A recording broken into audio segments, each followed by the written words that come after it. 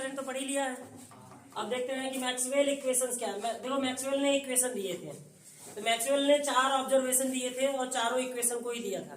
तो वो जो इक्वेशन थे क्या थे, देखो पहला इक्वेशन हमारा था Maxwell found there are 4 equation. तो ये इक्वेशन पहले भी हमने अंदर पढ़ लिया इनके बारे में। जैसे मैक्सवेल ने बताया कि क्लोज सरफेस के अंदर अगर कोई चार्ज रखा गया है तो वो फ्लक्स बनाता है, और इसके बारे में हमने पहले ही गॉसेस लॉ में पढ़ा था। ठीक है, तो मैक्सवेल ने उस इक्वेशन को बताया E dot D A Q upon epsilon 0, जबकि ये चार्ज कहाँ रहना चाहिए, इनसाइड में। कहा, इनसाइड ऑफ क्लोज सरफेस। और उसी तरह गॉस का लॉ चुंबक वाला भी होता है। कौन सा वाला, मैग्नेट वाला। गॉस का लॉ होता है हमारा चार्ज वाला, तो गॉस का लॉ हमारा मैग्नेट वाला होता है। ये हमारा बार मैग्नेट है, और किसी क्लोज सरफेस के अंदर रख दिया जाएगा तो ये फ्लक्स नहीं बनाता है। मतलब बी का line integral B dot D, B का एरिया इंटीग्रल क्या होगा, 0 होगा। ठीक है ना। अब यहाँ पे ये मैग्नेटिक संबंधी गॉस का लॉ था, जिसमें फ्लक्स क्या मिल जाता है, 0 मिल जाता है। फिर उसके बाद में हम तीसरा लॉ देखेंगे। तीसरे इक्वेशन के बारे में क्या बताया मैक्सवेल ने, तो उसी तरह जैसे मैग्नेटिक लाइन में चेंज होता है तो मैग्नेटिक फ्लक्स बनता है, मैग्नेटिक फ्लक्स बनता है तो ईएमएफ बनता है।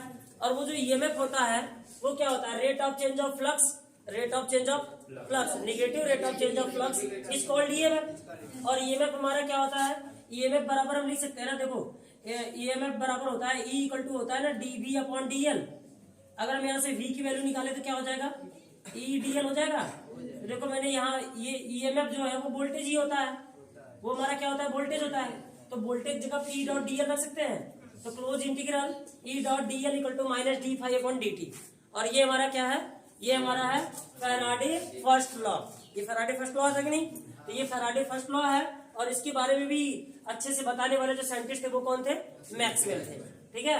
और फिर उसके बाद में अधूरा इक्वेशन एम्पियर का अधूरा इक्वेशन जिसमें डिस्प्लेसमेंट करंट की कमी थी, तो उस डिस्प्लेसमेंट करंट को पूरा करने वाला भी साइंटिस्ट कौन था, तो मैक्सवेल था। मैक्सवेल ने बताया कि बी का लाइन इंटीग्रल म्यू 0 आई और प्लस डिस्प्लेसमेंट करंट इसमें प्लस ऐड हो जाएगा, जिसकी वजह से दोनों प्लेट के बीच में कोई मैग्नेटिक नीडल रखने पे क्या कर रही थी, डिफ्लेक्ट कर रहा था। तो वो विस्थापन धारा की वजह से था, डिस्प्लेसमेंट करंट की वजह से था, और डिस्प्लेसमेंट करंट यहाँ क्या हो गया, आ गया। ठीक है, तो इतने इक्वेशन नोट डाउन करेंगे आप। इलेक्ट्रोमैग्नेटिक वेव क्या है, तो सबसे पहले इलेक्ट्रोमैग्नेटिक वेव को प्रोपेगेट होने के लिए किसी मीडियम की जरूरत नहीं होती है। ठीक है ना, do not requires any medium. तो इसके लिए किसी भी माध्यम की जरूरत नहीं होती है, और इसकी जो स्पीड होती है वो स्पीड ऑफ लाइट के बराबर होती है। स्पीड ऑफ लाइट कितनी होती है, 3×10⁸ मीटर पर सेकेंड। इसका मतलब मैक्सवेल ने सही बताया था कि जिस तरह से वेव प्रोपेगेट करता है उस तरह से हमारा प्रकाश भी प्रोपेगेट करता है। इसका मतलब प्रकाश क्या है, एक तरंग है। क्या है, तरंग, क्योंकि उसकी स्पीड कितनी थी, 3×10⁸ मीटर पर सेकेंड के बराबर थी। ठीक है, तो इसी को देखते हुए मैक्सवेल ने बताया कि प्रकाश भी क्या है, तरंग है, लाइट क्या है, तरंग है। तो यहाँ पे देखिए प्रोपगेशन ऑफ वेव। तो प्रोपगेशन ऑफ वेव किस तरह से होता है, तो प्रोपगेशन ऑफ वेव में हमेशा इलेक्ट्रिक फील्ड मैग्नेटिक फील्ड के क्या होता है, परपेंडिकुलर होता है। इलेक्ट्रिक फील्ड मैग्नेटिक फील्ड के परपेंडिकुलर में होगा, और उसके परपेंडिकुलर में प्रोपगेशन ऑफ वेव होगा। Propagation of wave electric field magnetic field के कैसे होने चाहिए, परपेंडिकुलर। मतलब ये इलेक्ट्रिक फील्ड है तो ये क्या है, मैग्नेटिक फील्ड, और उसके परपेंडिकुलर में क्या होना चाहिए, प्रोपगेशन ऑफ वेव होना चाहिए। ठीक है, तो यहाँ पे देखिए किस तरह से मैं बनाया हूँ। यहाँ पे तो ये एक्स डायरेक्शन को मैंने माना कि प्रोपगेशन ऑफ वेव है, वाई डायरेक्शन हमारा क्या है, इलेक्ट्रिक फील्ड है, और जेड डायरेक्शन हमारा क्या है, मैग्नेटिक फील्ड है। तो इलेक्ट्रिक फील्ड देखो इस तरह से प्रोपेगेट करते हुए आगे निकल गया, और यहाँ पे मैग्नेटिक फील्ड इस तरह से प्रोपेगेट करते हुए आगे निकल रहा है। तो मैग्नेटिक फील्ड इलेक्ट्रिक फील्ड एक दूसरे के परपेंडिकुलर है, और इसका तरंग संचरण इन दोनों के क्या है, परपेंडिकुलर है। समझ में आया। तो प्रोपेगेशन ऑफ वेव इस तरह से इसको दिखाया जाएगा, और इसका एक इक्वेशन होता है। क्या होता है, इक्वेशन एसएचएम की इक्वेशन के जैसा लाइक करता है ये।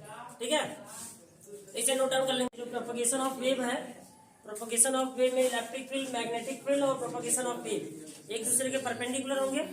तो परपेंडिकुलर होंगे तो इनका जो एक वेव इक्वेशन होता है। क्या होता है, वेव इक्वेशन। इसका डेरिवेशन आपके सिलेबस में नहीं है, तो डायरेक्टली आपको इसका वेव इक्वेशन पता होना चाहिए। तो E x equal to E naught sine k z minus omega t, जहाँ के क्या है, यहाँ पे वेव वेक्टर है। क्या है ये, के वेव वेक्टर है। ठीक है ना। और यहाँ पे हम मैग्नेटिक फील्ड के वाई डायरेक्शन की बात करें तो यहाँ पे B not sine k z minus omega T. Similar दोनों इक्वेशन है, ठीक है। और इन दोनों इक्वेशंस के हम रिलेशन बनाएंगे तो रिलेशन हमें मिलेगा E इक्वल टू बक, क्या मिलेगा E इक्वल टू बक, या E naught equal to B naught equal to C. E naught क्या है, मैक्सिमम एम्पलीट्यूड है इलेक्ट्रिक फील्ड का, और बी नॉट क्या है, मैक्सिमम एम्पलीट्यूड है बी नॉट का, बी का मैग्नेटिक फील्ड का, और सी हमारा है स्पीड ऑफ लाइट, ठीक है। अब हम इसकी हमने म्यू जीरो एप्सिलॉन जीरो में रिलेशन देखना चाहते हैं, तो म्यू जीरो एप्सिलॉन जीरो में रिलेशन क्या होता है इसके बारे में देख रहे हैं। म्यू जीरो रिलेशन बिटवीन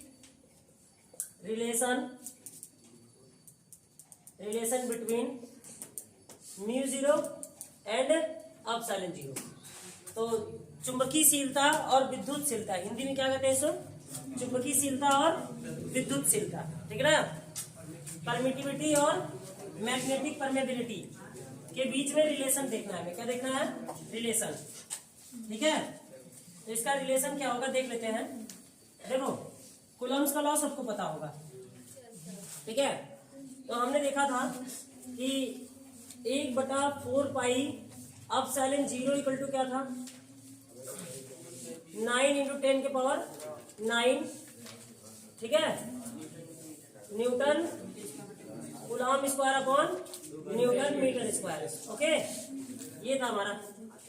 और एप्सिलॉन जीरो जो होता है वो किस वाली वैल्यू में आता है, तो mu zero upon 4 pi equal to क्या होता है, 10 की पावर -7, और इसे हम इक्वेशन 2 मान लें। हालांकि टेस्ला मीटर अपॉन एम्पियर का यूनिट होता है। तो इन दोनों इक्वेशंस को अगर हम रेशियो लें तो रेशियो लेने पे हम कह रहे हैं फ्रॉम इक्वेशन 1/2, अगर 1/2 कर लें तो 1/4 pi epsilon zero upon mu zero upon 4 पाई कहेंगे हम आराम से। और यहाँ पे वैल्यू हम लिख रहे होंगे 9 × 10 की पावर 9 अपॉन 10 की पावर -7, इट क्लियर। तो यहाँ से देखो 4 पाई कैंसिल आउट हो जाएगा, तो ये बचा आपका 1/म्यू जीरो एप्सिलॉन जीरो, और ये देखो वैल्यू कितनी हो जाएगी, तो 9 × 10 की पावर 9 और इसमें 7 और ऐड कर दो, कितना हो गया 16। तो हमने कह सकते हैं आराम से, क्या कह सकते हैं कि 1/√, में अंडर रूट अभी क्या लिख रहा हूं मैं, 1/म्यू zero epsilon zero equal to, मैं कैसे लिख सकता हूं, तो 9 × 10 की पावर 16, या तो मैं इसे ये भी लिख सकता हूं म्यू जीरो एप्सिलॉन जीरो, क्या मैं इसे 3 × 10 की पावर 8 और होल का स्क्वायर कर सकता हूं। और ये अंदर कुछ दिख रहा है, ये क्या है हमारा, ये तो हमारा स्पीड ऑफ लाइट है, और ये स्क्वायर को मैं अगर छोड़ दूंगा तो ये क्या मिलेगा बताओ, स्क्वायर को मैं हटाऊं, बताओ तो क्या मिलेगा, तो C इक्वल टू 1 स्क्वायर हटा रहा हूं, इधर दे रहा हूं मैं, तो क्या हो जाएगा म्यू जीरो एप्सिलॉन जीरो, समझ में आया। तो ये हुआ इसका रिलेशन, तो relation between mu zero epsilon zero. तो म्यू जीरो एप्सिलॉन जीरो क्या दे दिया, स्पीड ऑफ लाइट दे दिया, क्या दे दिया, इनके बीच में रिलेशन है। कभी कभी नहीं, बहुत बार पूछा गया है आपके एग्जाम में कि म्यू जीरो एप्सिलॉन जीरो का यूनिट बता दो, 1/√, में म्यू जीरो एप्सिलॉन जीरो का यूनिट बता दो, यूनिट। तो ये देखो ये किसके बराबर है, स्पीड ऑफ लाइट के बराबर है। तो जो स्पीड ऑफ लाइट की यूनिट होगी वही 1/√, में म्यू जीरो एप्सिलॉन जीरो की यूनिट होगी। तो आराम से यहाँ क्या लिख रहे होंगे, मीटर अपॉन सेकेंड। और कभी कभी ऐसे भी पूछ देता है कि म्यू जीरो एप्सिलॉन जीरो का यूनिट बता दो साथ में, तो इसका मतलब मैं इसे ऊपर भेज रहा हूँ, तो ये क्या हो जाएगा सेकेंड/मीटर, और दोनों का स्क्वायर हो जाएगा क्योंकि यहाँ से मैं रूट हटा रहा हूँ। तो ये बहुत बार पूछा गया है कि म्यू जीरो एप्सिलॉन जीरो का यूनिट बता दो, ठीक है। इसका मीटर पर सेकेंड इसलिए होगा क्योंकि ये पूरी वैल्यू स्पीड ऑफ लाइट के बराबर होगी।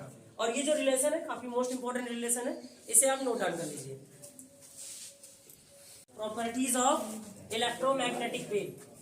सबसे पहले electromagnetic are produced by accelerated charge. ये हमेशा चार्ज को क्या करता है, अपने तरफ एक्सेलरेट करता है, उनको एक्सेलरेशन देता है। इलेक्ट्रोमैग्नेटिक वेव चार्ज को क्या करता है, एक्सेलरेट करता है, उसमें स्पीड देता है, किसमें, चार्ज में। कोई भी चार्ज अगर इसकी इलेक्ट्रोमैग्नेटिक वेव के इंटरनल में रख दिया जाएगा तो वो उसे क्या कर देता है, एक्सेलरेट कर देता है, उसमें वेलोसिटी दे देता है, ठीक है। सबसे पहली property, electric field magnetic field के हमेशा कैसे होते हैं, परपेंडिकुलर होते हैं, और इलेक्ट्रिक फील्ड और मैग्नेटिक फील्ड के परपेंडिकुलर में प्रोपगेशन ऑफ वेव होता है। दूसरी प्रॉपर्टी ये हो गई। और हम बात करेंगे इलेक्ट्रिक फील्ड और मैग्नेटिक फील्ड, इनके फेज कैसे होते हैं? सेम होते हैं, मतलब दोनों 90 डिग्री से ही चालू होते हैं। कहां से? 90 डिग्री से। दोनों की शुरुआत एक ही जगह से होती है, इसलिए इनकी फेज क्या होते हैं? इनके फेज सेम होते हैं। Electric field more stronger than magnetic field. Electric field बहुत तगड़ा होता है मैग्नेटिक फील्ड के, क्योंकि ये इलेक्ट्रोस्टैटिक फील्ड होता है, समझ गए ना। और ये मैग्नेटिक फील्ड होता है, ये थोड़ा कमजोर होता है। और electromagnetic wave is not deflected electric field and magnetic field. Electric field और मैग्नेटिक फील्ड के रहने की वजह से इलेक्ट्रोमैग्नेटिक वेव में कोई भी डिफ्लेक्शन नहीं होता है, कोई भी विचलन नहीं होता है, कोई परेशानी नहीं होती है उसको। और electromagnetic wave travels speed of light. Electromagnetic wave का जो संचरण होता है, जो स्पीड होती है, वो कितनी होती है? स्पीड ऑफ लाइट के इक्वल होती है। इतनी इसकी प्रॉपर्टी है, आपको पता रहना चाहिए, ताकि इसके ऑब्जेक्टिव क्वेश्चन आए तो आराम से आप टैकल कर लो। ओके, तो आज क्लास